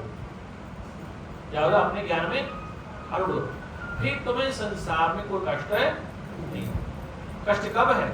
जब अज्ञान में खड़े हैं। कष्ट कब है? जो संसार के अनित्य वस्तुओं पदार्थों को सत्य मानते हैं, तो कष्ट है। कष्ट कहाँ नहीं है? जब तुम ज्ञान में आरूढ़ हो, तुम सत्य में आरूढ़ हो, तुम सत्यवादी हो, सत्य से जुड़े हुए हो। किससे जुड़े हो? सत्य से तुम जुड़े हुए हो, और सत्य और तुम अलग अलग नहीं। ऐसी आपकी दृढ़ वृत्ति बन जाती, और वृत्ति भी बार बार बदलती रहती है। कभी आपकी वृत्ति पत्नी की बन, मैं पत्नी हूँ, फिर वृत्ति पति की बन जाती है, फिर मैं किसी की माँ हूँ। ये वृत्ति बार बार बदलती है, बदल लो वृत्ति बदलती है। जैसे मैं सामने खड़ा हूँ तो आपके अंदर गुरु जैसी वृत्ति आ गई, फिर आपके सामने बच्चा आ गया तो माँ जैसी वृत्ति आ गई, फिर भाई आ गए तो भाई जैसी वृत्ति आ गई, पति आ गए तो पति जैसी वृत्ति। ये सारे रिश्ते वृत्तियों से, ये मन की वृत्तियों से रिश्ते बना रखे आपने, और वृत्ति बदलती रहती है। वृत्ति के पीछे जो जानने वाला है, साक्षी है, वो बदलता नहीं है। इसलिए तुम साक्षी हो तो नित्य शाश्वत। ऐसा ज्ञान को ऐसे महापुरुष के पास आके ही समझा जा सकता है। क्योंकि देखो पत्थर कितना बेडोल होता। जब मैं गुरु जी की मूर्ति बनाने जयपुर गया तो उस मूर्तिकार से मैंने बात की, बड़ा पत्थर दिखा बनाने में, गुरु जी ये लो पत्थर ये लो। तो हमें क्या पता है मूर्ति घुसी पड़ी, तो उसने दिखाया इतना पैसा लूंगा, इतना पैसा लूंगा, बड़ा भारी पत्थर देगा। 2 बार गया, दूसरी बार तो उसको काट ले, मिट्टी का बना के दिखाया, कहाँ तक मिट्टी का बना के दिखाया, ऐसा इसमें कभी बताओ, आँख ऐसी, पैर ऐसे, नाक ऐसे, सब सही करो, फिर मूर्ति बने। पहले कच्चा मॉडल दिखा, फिर पत्थर। तो क्या था कि पत्थर की मूर्ति को तराशा, पत्थर को तराश के मूर्तिकार ने मूर्ति बना दी और वो मूर्ति पूजनीय हो गई। ऐसे गुरु भी एक ऐसा मूर्तिकार, ये जो अज्ञानी जीव है उसको गढ़ देता है, और अल्पज्ञ है जो दुखी है उसको ऐसा कर देता है कि वो भीतर से अपने आप को अजन्मा नित्य शाश्वत स्वीकार करने लग जाता है। और जब तक नहीं समझता, क्योंकि बड़े पत्थर को काट देता है, मूर्ति तो उसमें पहले ही होती, पत्थर में मूर्ति ऑलरेडी पहले होती है, तो बड़े में पत्थर को काटता। अगर मूर्ति उसमें ना हो तो निकलती कैसे? ऐसे गुरु के पास आप गए, अगर आपके अंदर चेतन न होता तो गुरु जेब से चेतन नहीं डालेगा आपका, तो गुरु आपके अंदर चेतन नहीं डालेगा, चेतन तो आपके पास पहले ही था। देखो उसके आसपास जो खरपतवार घुस गई थी उसको काटना जरूरी है। चेतन तो आपके पास ऑलरेडी प्रथम ही था, लेकिन कहां फंस गया वो? चारों तरफ उसमें अपने को फंसा लिया, इसलिए उसको हटाने का एक रास्ता है। क्या रास्ता है? एक ही रास्ता है, नित्य अनित्य वस्तु का ज्ञान करो, सत्य असत्य वस्तु का बोध करो, नाशवान अविनाशी क्या उसका बोध करो, सत्य को सत्य स्वीकार करो, असत्य को असत्य स्वीकार। अब शरीर आपका जो बनकर दिख रहा है ये असत्य भी नहीं, क्योंकि दिख रहा है, ये शरीर दिख रहा है, इसे असत्य नहीं कह सकते। हाँ, बंदे का पुत्र नहीं होता, आकाश से फूल लेते, असत्य भाषण, असत्य। लेकिन जो दिख रहा है उसको असत्य नहीं कहते, वो मिथ्या है, दिखता है लेकिन ढूंढने में मिलता, इसे मिथ्या कहते हैं। सत्य उसे कहते हैं जो दीर्घकाल में नाश नहीं होता, असत्य वह जो होता ही। ये शरीर असत्य नहीं, मिथ्या है। क्या है? शरीर मिथ्या है, दिखता है, असत्य नहीं कह सकते आप, दिख रहा ये मिथ्या है, क्यों? ढूंढने मिलता। ये मिथ्या का बोध करो, सत्य का बोध करो, असत्य का बोध, और फिर बोध करके अपने सत्य स्वरूप में आरूढ़ हो जाओ, तब आपके जीवन में हरियाली आएगी। वरना तो जीवन में दुखी दुख है। क्या है? जीवन में कष्ट कहाँ है? जो अज्ञानता में कष्ट है, ज्ञान में कष्ट है। तो इस ज्ञानी संसार में समस्त खेल खेलते हुए भी, समस्त खेल खेलते हुए वो अपने आप में निरत रहता है। जैसे उदाहरण के लिए जल में कमल का फूल रहता है, कीचड़ में रहता है, जल में रहता है, लेकिन फूल के ऊपर कोई भी कीचड़ पानी नहीं आ सकता। ऐसे वो संसार में रहकर समस्त कर्म करते हुए निर्लिप्त है। इसलिए कहा गीता में, न करोति न लिप्यते, वो कर्तापन में फंसता नहीं है, न वो लिप्त होता है। कर्तापन में न फंसता है, न लिप्त होता है। तो ध्यान रखना, कर्ता कहाँ होता है? दो में होता है। किसमें होता है? देखो आप हमारे सब शिष्य से बता रहा हूँ बात, गुरु जी इसलिए कहते हैं अंजाम नहीं बना बात, तो समझेगा उल्टा। कर्ता हमेशा दो में होता है। किसमें होता है? एक करने वाला, एक कराने वाला। कर्ता कर्म कर्म तीन चीजें होती, अज्ञान में होती, कर्ता कर्म और करण, ज्ञाता ज्ञान और ज्ञेय, ध्याता ध्यान और ध्येय। ये क्या? त्रेतवाद है। और जब ज्ञान के अनुसार ये चला पता, त्रेत होता ही नहीं है। कर्ता अलग नहीं है, कर्म अलग नहीं है, करण अलग नहीं, ज्ञाता अलग नहीं है, ज्ञान अलग नहीं है, ये वस्तु अलग है। ज्ञान जिसके द्वारा जाना जाए, ये वस्तु जिसको जाना जाए, जिसके द्वारा जाना है वो ज्ञान, ज्ञाता ज्ञान और ज्ञेय। जैसे इस फूल को देखा, इसका ज्ञान हुआ, ये वस्तु फूल है, जिसके द्वारा देखा गया वो आंख है, तो जानने वाला ज्ञान। ज्ञाता ज्ञान और ज्ञेय, ध्याता ध्यान और ध्येय। जब तुम ध्यान करते हो, आंख मीचते हो, श्वास का ध्यान करते हो, तो ध्यान करते हुए आप ये सोचो कि ध्यान में जो वस्तु आ रही है, दिव्यता जो आ रही है, श्वास जो चल रहा है, प्राण जो चल रहा है, उस पे आप ये विचार करो कि जो दिख रहा है वो मुझे जानता है, मैं उसको जानता हूँ। ध्यान करते हुए आप आंख मीच के बैठो, ये विचार करो जो सामने दिखाई दे रहा है दृश्य, वो मुझे जानता है या मैं उसको जानता हूँ। बस मैं उसको जानता तो वो जड़ मिथ्या है, मैंने कल्पित कर लिया। मैं उसको जानता हूँ, मुझे उजड़ वस्तु। इसलिए ध्याता ध्यान ध्येय, ज्ञाता ज्ञान ज्ञेय, कर्ता कर्म और करण, ये त्रेतवाद है जहां तक जहां भ्रांति है। ये विज्ञानी के यहाँ पर न कर्म होता है, न कर्ता होता है, न कर्म होता है, ये ज्ञाता होता है न ज्ञेय होता है, केवल ज्ञानी होता है, एक ही वस्तु होता है। इसलिए न करोति न लिप्यते, वो कर्तापन में बंधता है, न कर्म उसका लागू होता है, न लिपायमान होता है। लिपायमान कब होगा? संसार में तुम जाओ तो लोग क्या कहेंगे, अरे ज्ञान होना कोई आसान चीज है क्या? क्या होना ज्ञान होना कोई आसान चीज? कहना आसान नहीं होना, लेकिन ध्यान रखना आप कभी ज्ञान से हटे ही नहीं है, आप कभी सत्य से हुए नहीं। क्या आप किसी भी अवस्था में सत्य से नहीं हटे? सुनो, आप जब माँ के पेट में थे तो भी सत्य के अलग नहीं थे, माँ के पेट से पहले भी सत्य में थे, उससे पहले तुम सत्य में थे, फिर पिता के गर्भ में सत्य के साथ थे, माँ के गर्भ में सत्य के साथ थे, फिर बाहर आए तो भी सत्य में रहे, बचपन सत्य में था, तो सत्य से आपको हटे ही नहीं। परमात्मा आपके साथ किसी अवस्था में अलग नहीं हुआ। कुत्ता बिल्ली भेड़िया बने तो भी तुम्हारे साथ परमात्मा का, ये मत समझना। मनुष्य में था कि आप किसी भी योनि में चले गए तो भी परमात्मा से अलग है नहीं, लेकिन यही एक ऐसा योनि है, मनुष्य के शरीर है जो उसमें तुम जान सकते हो। कुत्ता बिल्ली भेड़िया को नहीं हो सकता, गाय भैंस। ये तुम परमात्मा से कभी किसी भी अवस्था में अलग नहीं हटेंगे। इसलिए कृष्ण गीता में नित्य युक्त योगिन, ज्ञानी तो हमेशा नित्य रहता है, अनित्य कभी गए नहीं, उसके हर कर्म नित्य में होते हैं, अनित्य में होते ही नहीं है।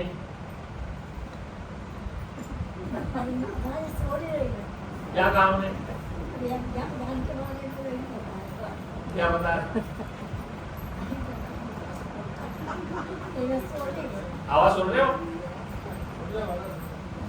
सोमत वो सच्चिदानंद भगवान की जय। कोमट कीर्तन बोल दीजिए।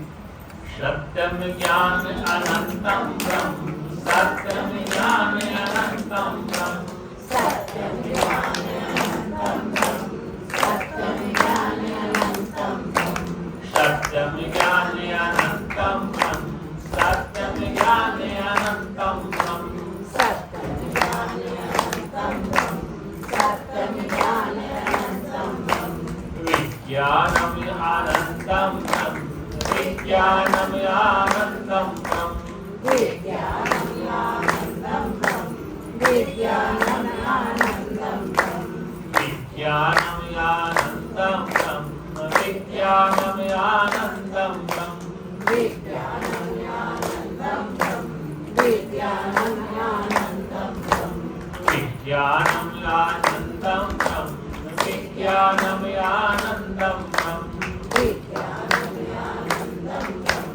विज्ञानम आनंदम ब्रह्म, प्रज्ञानम आनंदम ब्रह्म, प्रज्ञानम आनंदम ब्रह्म, प्रज्ञानम आनंदम ब्रह्म, प्रज्ञानम आनंदम ब्रह्म, प्रज्ञानम आनंदम ब्रह्म, प्रज्ञानम आनंदम ब्रह्म, प्रज्ञानम आनंदम ब्रह्म, प्रज्ञानम आनंदम ब्रह्म, आनंदम परमानंदम, आनंदम परमानंदम, आनंदम परमानंदम, आनंदम परमानंदम, आनंदम परमानंदम, आनंदम परमानंदम, आनंदम परमानंदम, आनंदम परमानंदम। बोल सच्चिदानंद भगवान की जय। सत्य सनातन धर्म की, संत समाज की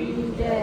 इस बात का पता कैसे चले कि मैं नित्य शाश्वत सनातन परमात्मा परब्रह्म हूँ? ऐसे महापुरुषों के सत्संग सुनने से ही पता पड़ता है। क्या पड़ता है? वरना पता नहीं। इसलिए इस ज्ञान का जानना समझाना अति दुर्लभ है, क्योंकि संसार में इन महापुरुषों के जन्म दिव्य होते हैं, हर बार प्रकट नहीं होते।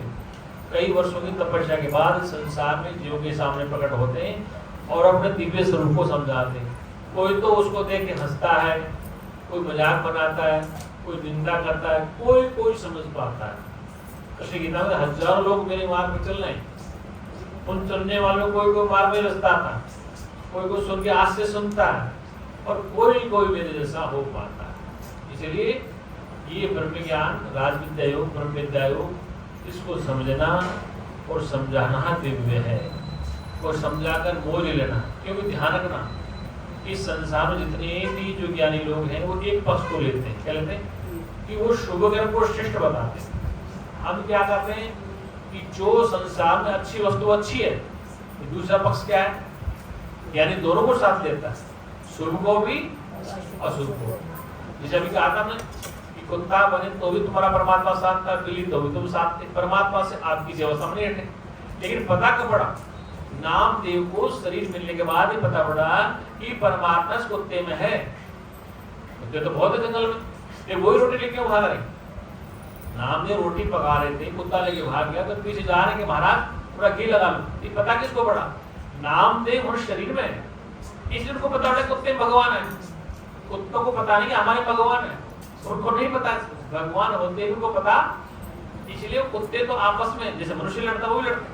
लेकिन ये नामदेव को पता चला, इसलिए मनुष्य शरीर में ही ज्ञान होता है, ब्रह्म ज्ञान मनुष्य शरीर में होता है, पशु पक्षी योनि में ज्ञान नहीं होता है। इसलिए मनुष्य शरीर श्रेष्ठ है, और इस श्रेष्ठ शरीर में ये ब्रह्म ज्ञान श्रेष्ठ ज्ञान दुनिया है। राज विद्या को सबसे श्रेष्ठ विद्या है। अब क्या है कि राज विद्या योग के नाम से लोग एक ही पक्ष को ले रहे हैं। कौन से पक्ष को लेते हैं, शुभ कर्म को लेते हैं, व्यवस्था को लेते हैं। मैंने उनको भी देखा नतीजा में, वो मंच पे देखते हैं शुभ शुभ, भीतर वही बात जो हमारे आप में हो। ऐसा नहीं कि प्रकृति 3 गुणों से उत्प्रोत है, किसे उत्प्रोत है, वो मंच पर अच्छा रोल करते हैं, क्या करते हैं, समाज में चलो, लेकिन झगड़े उनके विषय में होते हैं, ऐसा मसलमान नहीं होती, वहां भी टांग खींचते।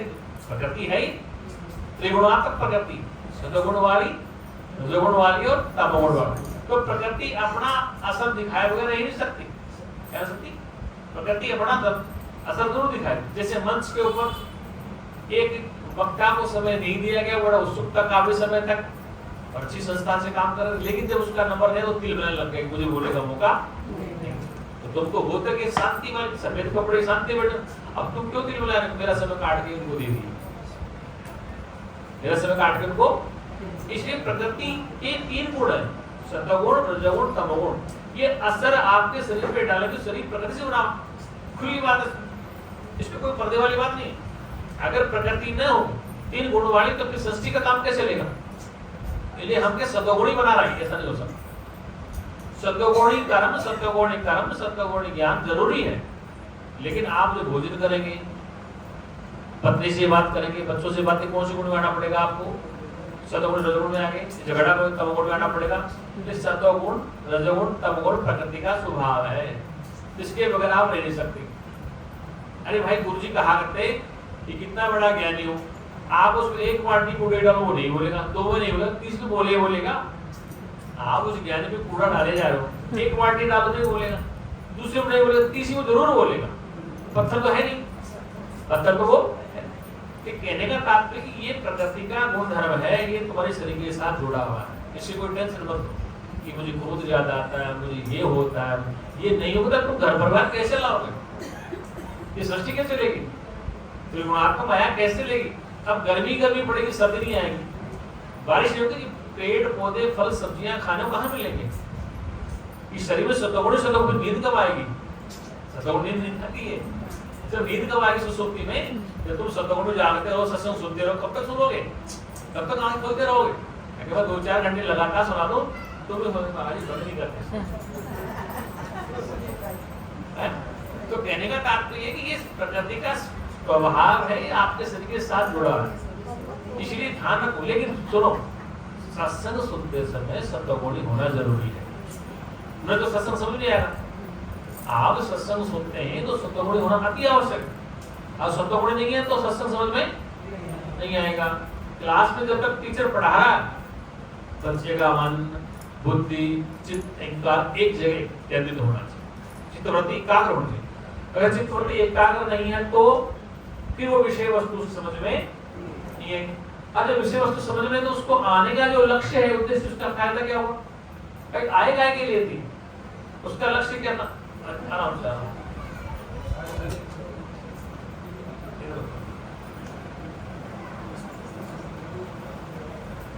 कहने का तात्पर्य है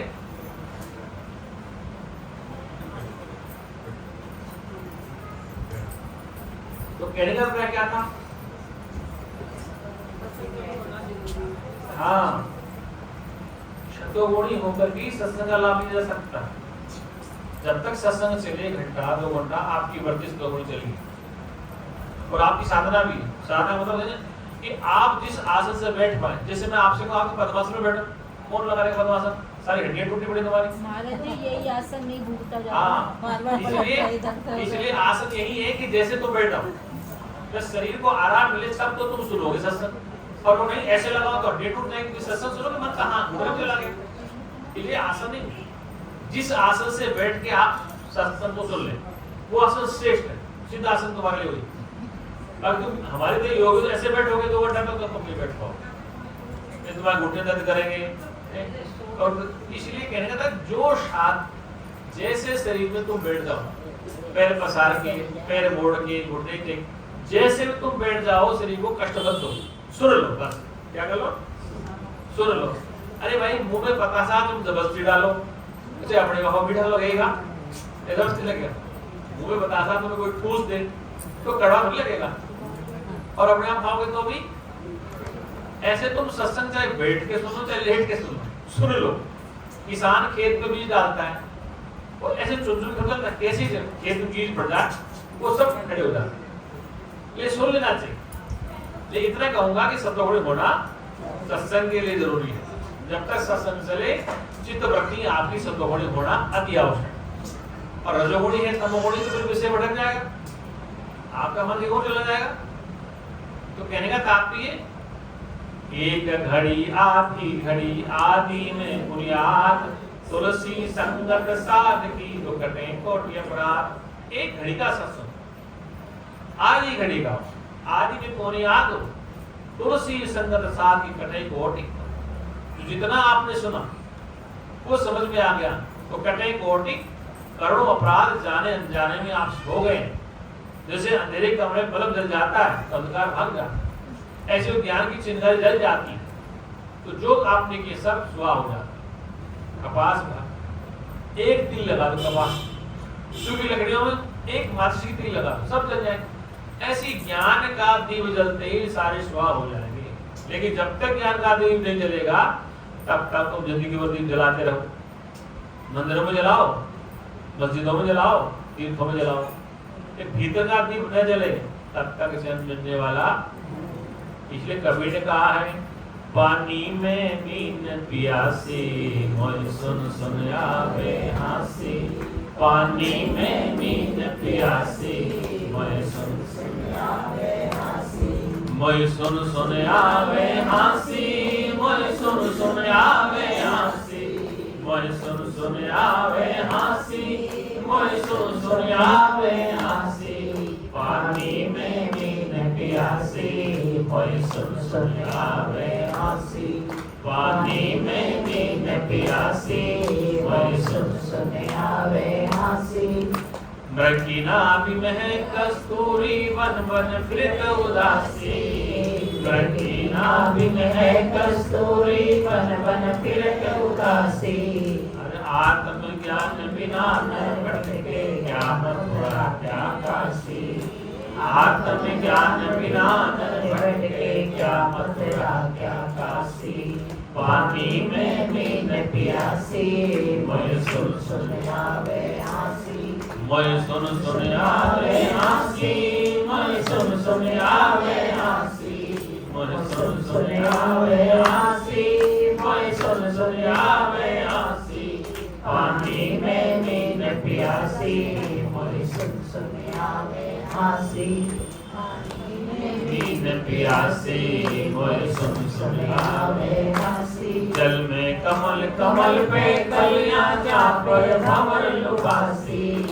जल में कमल कमल पे कलियां जा पर भंवर लुभासी। तो बस मन त्रैलोक भयो है, यति सती सन्यासी। तो बस मन त्रैलोक भयो है, यति सती सन्यासी। पानी में मीन प्यासी, मोय सुन सुन आवे हासी। पानी में मीन प्यासी, मोय सुन सुन आवे हासी। विधि हरि हर जप ध्यान धरत है, मुझ जग सहस्र अठासी। विधि हरि हरि जप ध्यान करते मूल जग सहस्त्र 88 सो साई तेरे घट माही अलग पुरुष अविनाशी सो साई तेरे घट माही अलग पुरुष अविनाशी पानी में मीन प्यासी मैं सुन सुन आवे हासी पानी में मीन प्यासी मैं सुन सुन आवे हासी घट में पर दूर बतावे दूर की बात निरासी घट में पर दूर बतावे दूर की बात निरासी कहत कबीर सुनो भाई साधु गुरु बिन पर मन जासी कहत कबीर सुनो भाई साधु गुरु बिन पर मन जासी पानी में मीन प्यासी मैं सुन सुन आवे हासी पानी में मीन प्यासी मैं सुन सुन आवे हासी सच्चिदानंद भगवान की जय सत्य सनातन धर्म की जय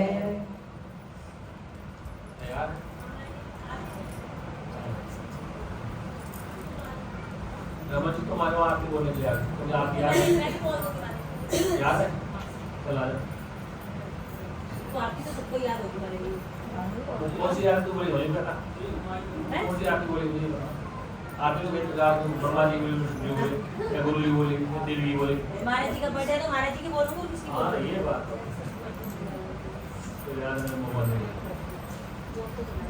हाँ जो पंखा मत कर रखते जाएंगे पंखा करने से बंद हो जाएंगे नहीं ऐसे तो चल रहा है ना हाँ चल रहा है इसी इसी में चल रहा है महाराज जी ऐसे बैठ रहे हैं तो चलो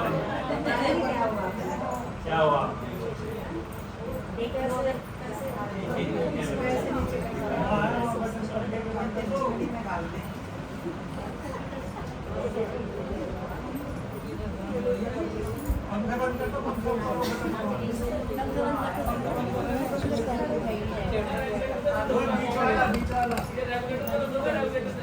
ये वाला घुमा दो उसे घुमा दो ऊपर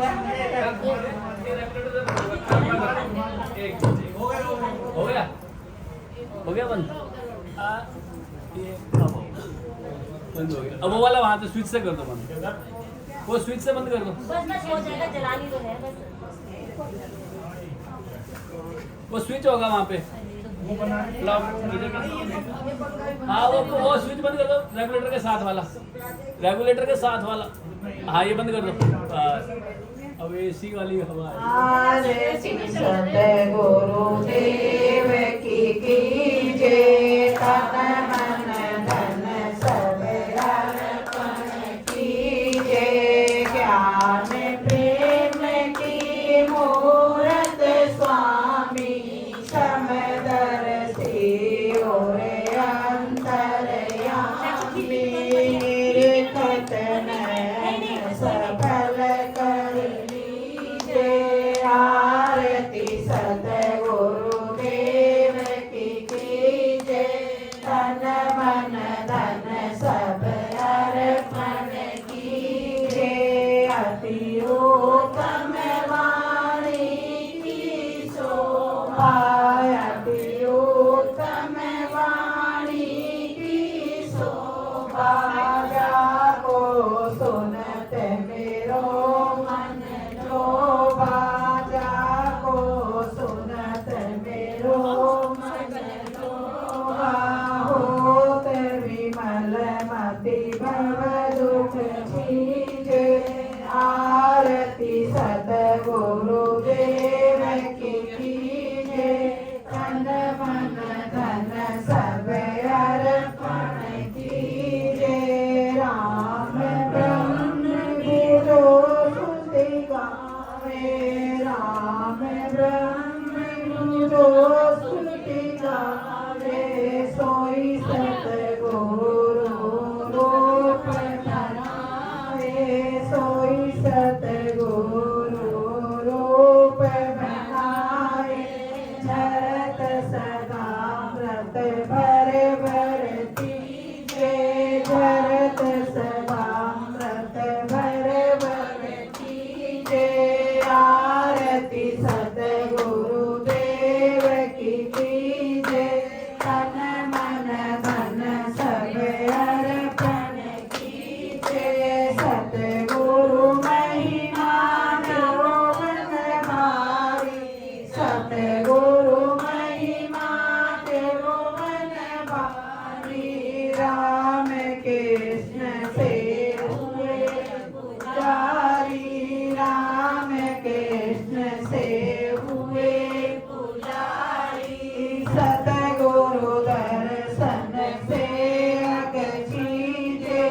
सतगुरु दर्शन से अग सीजे आरती सतगुरु देव की कीजे तन मन धन सब अर्पण कीजे बिन कर कृपा न गुरु तुम करते जिन पर कृपा न गुरु तुम करते विधि हरि हर क्या भव सकते विधि हरि हर क्या भव तर सकते अस विचार गुरु दया जो कीजे अस विचार गुरु दया जो कीजे आरती सतगुरु देव की कीजे तन मन धन सब अर्पण कीजे तुम तो सतगुरु आदि अनंता तुम तो सतगुरु आदि अनंता मरण न जाने कोई भगवंता मरण न जाने कोई भगवंता तुम ही मंदिर तुम ही गिरजा तुम ही मंदिर तुम ही गिरजा आरती सतगुरु देव की कीजे तन मन धन सब अर्पण कीजे कर जोड़े सब शीश मनावे कर जोड़े सब शीश मनावे बार बार ये विनय सुनावे बार बार ये विनय सुनावे भक्ति अनन्य प्रभु निज दीजे भक्ति अनन्य प्रभु निज दीजे आरती सतगुरु देव की कीजे तन मन धन सब अर्पण कीजे आरती सतगुरु देव की कीजे सतगुरु दीन दयाल हरे जय सतगुरु दीन दयाल हरे जिनने भव सागर पार करे जिनने भव सागर पार करे जब सुने ज्ञान के वचन भरे जब सुने ज्ञान के वचन भरे दुख देने वाले कष्ट टले दुख देने वाले कष्ट टले जय सतगुरु दीन दयाल हरे जय सतगुरु दीन दयाल हरे जिनने भव सागर पार करे जिनने भव सागर पार करे जब सुने ज्ञान के वचन भरे जब सुने ज्ञान के वचन भरे दुख देने वाले कष्ट टले दुख देने वाले कष्ट टले जय सतगुरु दीन दयाल हरे बोलो सच्चिदानंद भगवान की जय सतगुरुदेव महाराज की जय आज के आनंद की जय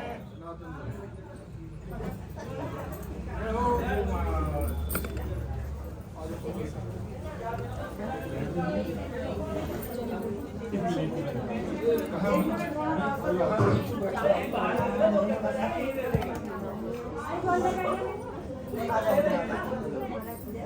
सब अपनी अपनी जगह पे बैठ जाओ, प्रसाद मिल जाएगा अच्छा अच्छा अबे पहले वो कहाँ गया, स्टूल उठ गया।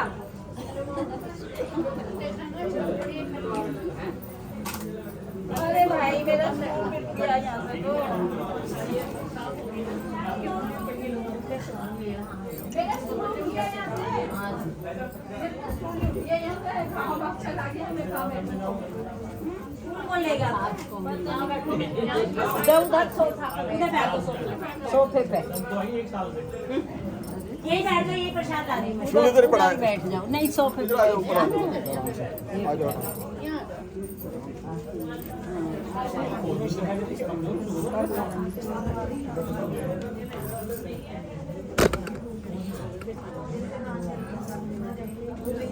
इसको बंद कर दिया नहीं